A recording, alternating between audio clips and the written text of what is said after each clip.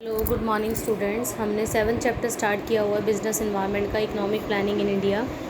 आज हम इसके कॉजेज़ करने जा रहे हैं कि causes of slow growth rate during economic planning क्या है। फर्स्ट पॉइंट जैसे है इकोनॉमिक कॉजेज़ कि क्या क्या इकोनॉमिक कॉजेज़ रहे। नॉर्मली जो इकोनॉमिक प्लानिंग है वो डिपेंड्स होती है ग्रोथ रेट के ऊपर। अगर ग्रोथ रेट कम हुई है तो दो सेक्टर्स में कम हुई है, एक तो एग्रीकल्चर प्रोडक्शन में और दूसरा आपका इंडस्ट्रियल प्रोडक्शन में। एग्रीकल्चर प्रोडक्शन की ग्रोथ रेट कम होने के बहुत सारे रीज़न्स रहे थे, जैसे ज़्यादातर मॉनसून के ऊपर डिपेंड होना पड़ता था, ओल्ड टेक्नोलॉजी यूज़ की हुआ करती थी, गुड क्वालिटी की सीड्स और फर्टिलाइज़र नहीं मिला करते थे, और 1951 टू 2019 तक पर annum के हिसाब से देखें तो टोटल 5% ही इसकी ग्रोथ रेट थी, तो बहुत कम थी। और इंडस्ट्रियल प्रोडक्शन की ग्रोथ रेट कम होने के क्या कारण थे? पुअर इंफ्रास्ट्रक्चर था, poor technology, industrial unrest, slow rate of capital formation, high capital output ratio. तो ये दो सेक्टर्स की स्लो ग्रोथ रेट होने के ये रीजंस रहे। कह रहे नॉर्मली पब्लिक सेक्टर की पुअर परफॉर्मेंस के जो फेलियर होने के कारण थे वो भी इसका एक बड़ा कारण था स्लो ग्रोथ रेट होने का। एडमिनिस्ट्रेटिव कोर्सेज़ की बात करें तो कहते हैं कि जब 5 ईयर प्लान को फॉर्मुलेट किया जाता है तो उसमें कुछ ना कुछ डिफेक्टिव निकले, जैसे कि हमारे पास एडमिनिस्ट्रेशन मतलब हम ऑल ओवर स्टाफ की बात कर रहे हैं, हमारे पास शॉर्टेज ऑफ एबल स्टाफ की कमी थी, कॉम्पिटेंट और ऑनेस्ट एडमिनिस्ट्रेशन ही नहीं था, इसलिए सभी करप्ट हो गए थे।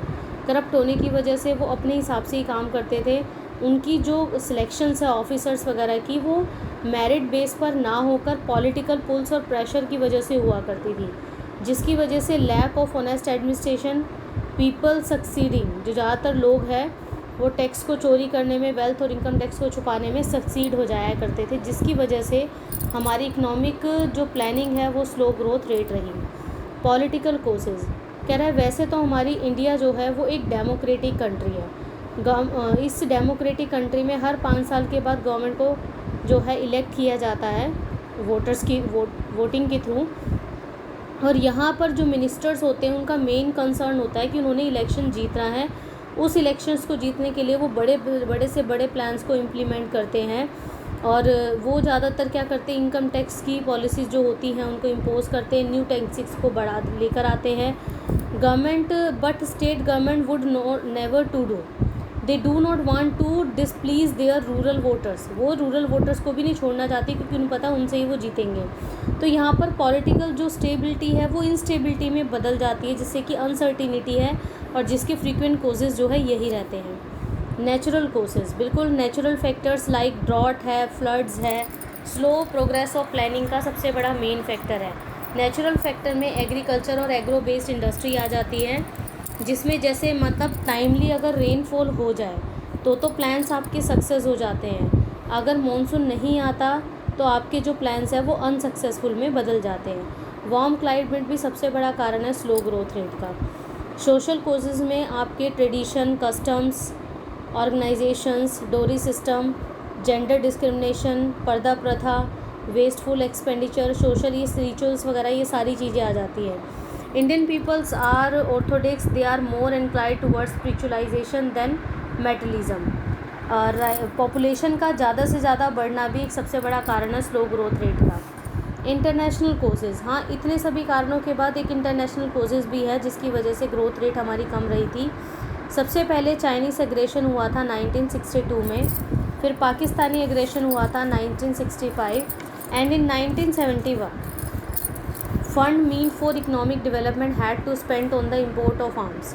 कहते ज़्यादातर फंड्स उस टाइम पर अवेलेबल नहीं थे, जिसकी वजह से हम नई डिफेंस उसको लेकर नहीं आए। पेट्रोलियम के जो दाम है वो डे बाय डे इंक्रीज़ हो गए, गल्फ वार शुरू हो गया, तो ये बहुत सारे कारण रहे थे जिसकी वजह से स्लो ग्रोथ रेट डाउन चली गई थी।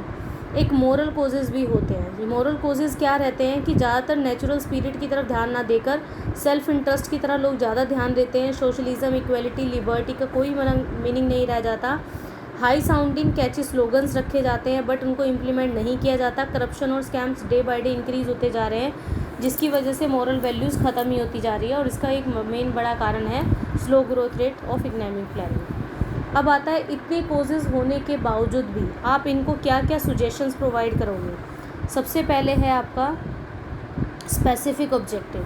कहते हैं जब भी प्लान और पॉलिसी को फ्रेम किया जाता है तो मेन ऑब्जेक्टिव यही होता है कि हमने गरीबी को ख़त्म करना है, मैन पावर का प्रॉपर यूटिलाइजेशन करना, लिविंग ऑफ स्टैंडर्ड को इंक्रीज़ करना है। इन एवरी प्लान, उस पर जितने भी प्लान्स इम्प्लीमेंट किए जाते हैं, फॉर्मुलेट किए जाते हैं, उनमें क्लियरली स्पेसिफाइड होता है कि कब और कैसे हम पॉवर्टी को ख़त्म कर सकते हैं, हम वेल्थ और इनकम लेवल को कैसे मतलब इक्वल लेवल पर लेकर आ सकते हैं। तो ज़्यादातर अचीवमेंट्स और जो टारगेट्स हैं वो पहले ही क्लियर कर दिए जाते हैं। फिजिकल प्लानिंग कहते हैं नॉर्मली जितने भी प्लान्स को इम्प्लीमेंट किया जाता है, फॉर्मुलेट किया जाता है, उनका मेन टारगेट ये होता है कि फिजिकल टारगेट की तरफ ध्यान दिया जाए, ना कि फाइनेंशियल टारगेट की तरफ। इसका एक ब्लूप्रिंट तैयार कर लिया जाता है जिसके बिहाफ पर रहकर हमारे सारे प्लान्स तैयार होते हैं और एक स्पेसिफाइड लिमिट के बेसिस पर ही हमने वो काम करना होता है। एम्फसाइज ऑन लोकल नीड्स कहते हैं जब भी हम ये चाहते हैं कि हमारा प्लानिंग जो है सक्सेसफुल रहे तो हमें लोकल नीड्स को एम्फसाइज़ करना है, क्योंकि हमें ये पता है कि हर एक कंट्री की जो प्रॉब्लम है वो एक जैसी नहीं होती, अलग अलग होती है। Some regions are backward due to lack of irrigation facilities whereas other regions lack in good quality transportation. मतलब कहीं तो इरिगेशन फैसिलिटीज़ की कमी है, तो कहीं अच्छे ट्रांसपोर्ट या हेल्थ और एजुकेशन डिपार्टमेंट अच्छा नहीं है। तो यहाँ पर कंट्री दोनों तरफ अलग अलग ट्रीटमेंट करेगी, अलग अलग रीजंस को अच्छी तरह से केयरफुली डिटरमाइन करने के बाद प्लान को कंसीडर करेगी। Less gestation period. Gestation period एक ऐसा पीरियड है जब आपका प्रोजेक्ट स्टार्ट हुआ और जब ख़त्म हुआ, उसका जो बीच का टाइम है उसे जेस्टेशन पीरियड कहते हैं। और यहाँ पर हर एक प्लान में हमें ये कोशिश करनी चाहिए कि जेस्टेशन पीरियड जिसमें बूम रिसेशन ये सब आता है वो आपका कम से कम रहे। बैलेंस ग्रोथ करनी है हमें कैपिटल गुड्स और कंज्यूमर गुड्स की। कहते हैं अगर आप प्लान को सक्सीड करना चाहते हो तो आपको प्रॉपर बैलेंस बना के रखना है कैपिटल गुड्स और कंज्यूमर गुड्स के बीच में। अगर कंजप्शन गुड्स की सप्लाई डिमांड से ज़्यादा हो जाती है तो प्राइस को राइज़ कर दिया जाएगा। अगर कैपिटल गुड्स की प्रोडक्शन ज़्यादा हो जाती है तो स्लो डाउन हो जाएगा। Rapid development of agriculture sector. कहते हैं ज़्यादातर देखो जो प्राइवेट सेक्टर है उन्होंने एग्रीकल्चर की ग्रोथ नहीं हो पाई थी, लेकिन मेनली जो प्रोडक्ट है वो इसी पर फोकस किया गया था। लैंड को रीफॉर्म्स करना, ठीक है, जो वेस्टलैंड है, कल्टीवेटेड लैंड है, उनको कल्टीवेशन में लेकर आना। और effort should be made to increase the production of chemical fertiliser and high yielding varieties of seeds. Balanced between private and public sector. हमें दोनों सेक्टर में एक बैलेंस बना के रखना है ताकि जो पब्लिक सेक्टर है वो फाइनेंशियल असिस्टेंस प्रोवाइड करा सके प्राइवेट सेक्टर को, और जब प्राइवेट सेक्टर की एनहांसमेंट हो जाएगी तो दोनों में एक बैलेंस सा क्रिएट हो जाएगा। Price stability. हमें प्राइस को हाई नहीं लेके जाना, हमने प्राइस में एक स्टेबिलिटी बनाए रखनी, क्योंकि अगर प्राइस राइज होते रहेंगे तो हमारे प्लानिंग की जो कॉस्ट है वो बढ़ती रहेगी। Development of rural industries. हमें ज़्यादातर एग्रीकल्चर, कॉटेज इंडस्ट्री, इनको प्रायोरिटी पर लेना है ताकि इनकी अच्छी तरह से डेवलपमेंट हो पाए। Cooperation between state and central. कहते हैं कि अगर हम सक्सेसफुल प्लानिंग चाहते हैं तो क्लोज कोऑपरेशन रखना है हमने स्टेट और सेंट्रल प्लानिंग का। आज के टाइम में when government at the centre and in the state belong to different political parties, चाहे गवर्नमेंट स्टेट में हो चाहे सेंटर में हो, वो अलग अलग पॉलिटिकल पार्टी से कंसर्न करती है, उनका कोऑपरेशन मांगती है। अगर प्लान्स को फॉर्मुलेट करना है तो स्टेट और सेंट्रल गवर्नमेंट का कोऑपरेट होना ज़रूरी है।